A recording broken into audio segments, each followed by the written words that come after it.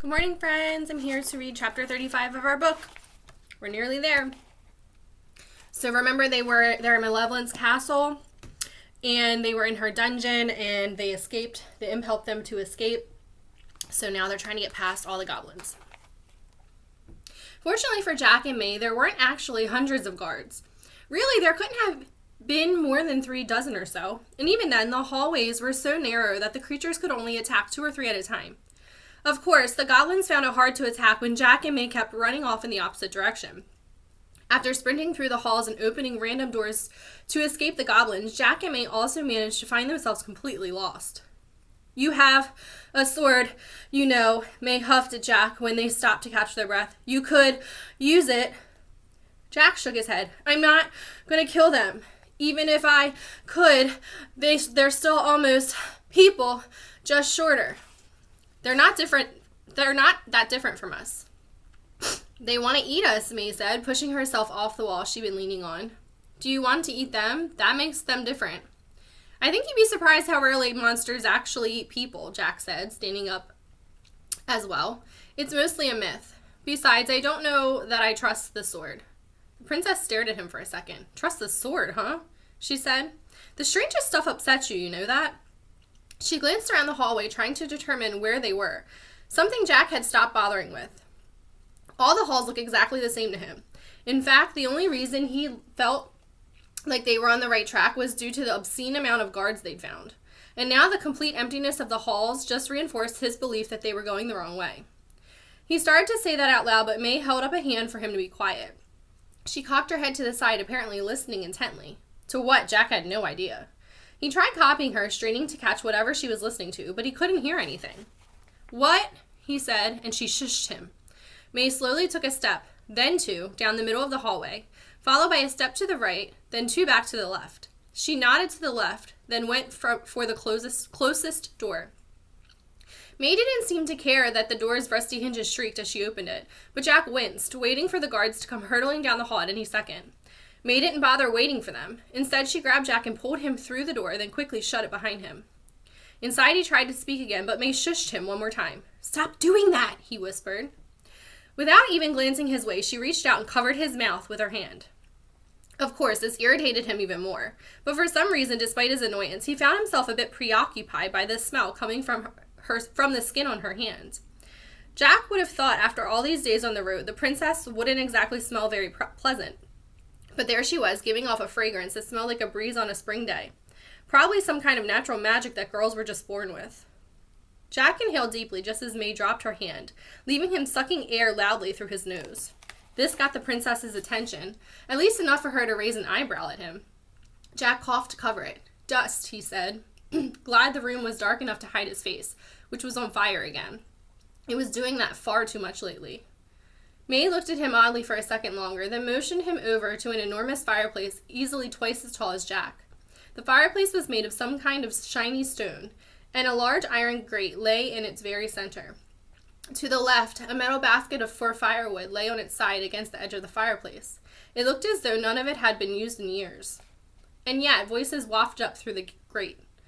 May pointed down, then knelt next to the fireplace. Jack joined her on the floor and put his ear next to the grate. He could clearly make out words now. A woman was speaking to someone, her voice resonating with power, much like Merryweather's had. "She never could stay out of my affairs," the woman said, "always interfering where she wasn't wanted. And now look at her. I could help her, of course. It would be easy. Therefore, it gives me no small amount of pleasure to refuse to do so." "Please," said a male voice that rasped just a step above hoarse. "Please," the voice repeated, coughing. "She's trapped." "Yes, she is, isn't she?" the woman said, then laughed cruelly. Jack was so intent on listening to the conversation that it took him a moment to realize that May was staring at him. In fact, it actually took her slapping him in the shoulder for him to notice. He glanced up at her with a raised eyebrow, and she mouthed something. "Malevolent," her lips said. Then, "Philip." Jack nodded. It had to be them. Only, Jack hadn't ever heard the prince sound so beaten, so dejected. What had the fairy queen done to him? "The thing that most surprised me," said Malevolent, from somewhere below, "is that you would bring her here to me. Such a wonderful present, my little human absurdity. Who could have imagined that you would deliver my greatest rival to me? You, the very boy destined to kill me." Jack pushed back from the grate, his eyes wide. "What?" he mouthed to May. May shushed him, then bent over and grabbed the grate. As she yanked on it, Jack realized what she was trying to do. If the fireplaces were connected to a common chimney, they might be able to get to the throne room through the grate. May pulled and pulled, but the grate never budged. Jack tapped her shoulder to let him try, and she moved out of the way and gave him a chance. Unfortunately, he had no better luck. Kill you? Philip mumbled, the sound barely reaching their ears. Of course, Malevolent said. One cannot imagine how, and yet... But how would you know? Philip stammered. Malevolent laughed again. How? I trapped an Ifrit within an ordinary mirror, you silly, pathetic creature. I, greatest of the fairy queens, created the most powerful magic device the world will ever know. While others might have sought personal wealth, I knew better. Wealth is fleeting, yet wisdom, knowledge, these are the true hallmarks of personal power. Knowing that, I used the first question I forced from the Ifrit to learn who might possibly strip my immortality from me. Who in this world could possibly destroy me? That is sad, Philip said, that you would even think to ask that. Then he screamed. May quickly looked at Jack, deathly worried for Philip, and for once Jack agreed. I will not take any insults from you, of all people, Malevolent said, her voice much lower. Believe me, I fully expected the mirror to tell me I would never die. Yet when I learned that you, a human, who would one day destroy me, I knew that I must escape that fate at all costs. So I asked the mirror how I might avoid my death, and it told me. Did it tell you to talk and talk until you kill me? From boredom? Philip said. The prince screamed again. No, little human, Malevolent said. The mirror told me that I will be protected from you as long as a certain princess isn't around in your moment of need. I believe you know of this girl. You were at one point betrothed to her after all. The fairy queen laughed bitterly. I tried to kill the girl, but Merryweather interfered, as she always does. And to be honest, I believed at that moment my fate was sealed. You mean it's not? Philip asked. The princess disappeared, Malevolent admitted, but I have it on good authority that she will no longer be a concern. The wicked queen herself promised me that.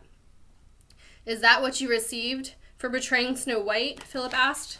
There was a brief pause, and then Malevolent laughed. Oh, my little prince, I have quite enjoyed our time here, yet all good things must come to an end. And then there was silence. May jumped to her feet, then grabbed Jack and pulled him up. The princess gestured frantically, silently telling him that they had to go. They had to find Philip and rescue him now. But how could they? The grate was just too heavy, and there was no time to search the castle for Philip. Not if Malevolent was... Silly man-child, said a musical voice right in front of Jack. You have a key. Why don't you use it? Jack's head flew up to look for the voice, but he didn't see anyone. May, meanwhile, looked questioningly at him. The fairy in her hair also stared at him, only the fairy was pointing at something with her little hand. She was pointing at his sword. You aren't very smart, are you, man-child? The fairy said to him. Jack's mouth dropped open. Since when could fairies talk? Most important, since when could he understand them? He looked from the fairy to May, but the princess just stared at him with confusion. Jack pointed up at the fairy, surprised that the princess, with her incredible hearing, hadn't heard the fairy in her hair. May kept shaking her head, though, just not understanding. Use your key, the fairy said again, pointing to the sword.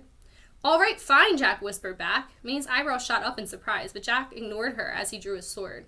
The room instantly lit up from the sword's glow, illuminating what, in the past, must have been a luxurious bedroom. So it's a key, Jack said to the fairy. What do I do with it? A key, May asked, but Jack shushed her. Open the lock, the fairy said, exasperated. No wonder the charmed one worries about you. You haven't the brains of a worm. Jack chose to ignore the last comment and turned his attention to the grate. Did she mean that maybe he could use the sword to lever the grate out? He brought the sword down and pushed it between the grate and the shiny stone of the fireplace. As soon as the blade touched the iron of the grate, the metal split in half with a tiny hiss. Behind him, May gasped as Jack, realizing what the fairy had been telling him, quickly cut a circle in the iron grate, wide enough for them to fit through, then replaced the sword in its scabbard and yanked on the grate. The metal circle he cut came flying out, throwing Jack backward along with it. They both hit the ground with an ear-shattering clang, a sound that probably woke up every goblin within 100 miles. May paused for a brief moment in wonder, then shook her head, smiling at Jack, and jumped straight into the hole he just cut, even as a god-awful howling tore up through the grate from the room below. And that is the end of chapter 35, so we'll have to see if they can get Prince Philip out of this mess. See you guys.